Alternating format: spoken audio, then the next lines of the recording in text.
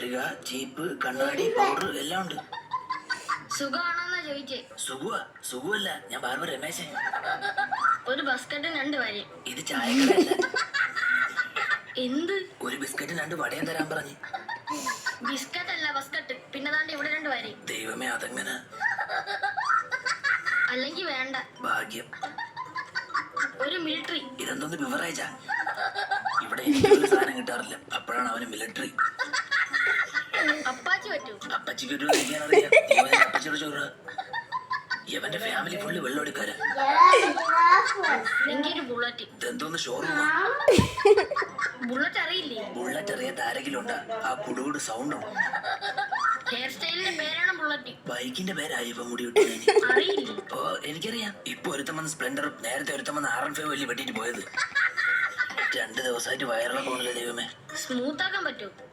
ആയിട്ടാ പോകുന്നത് ഒറ്റ മനുഷ്യരറിയാറില്ല. എന്തിന്? ചിലപ്പോ ഞാൻ തന്നെ അറിയാറില്ല. എന്ത്? വയറിളക്കം.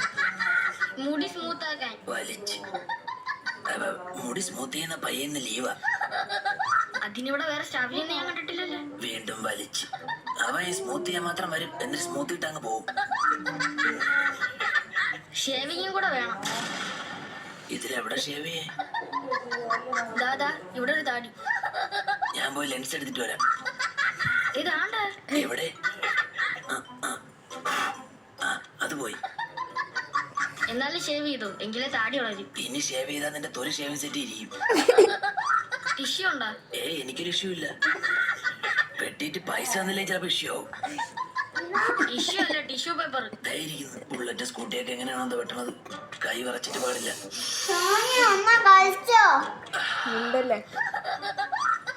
ഇതെന്താണ് ചോര? ധാര ചെവി. 1 2. എന്റേത് 2 ഉണ്ടല്ല.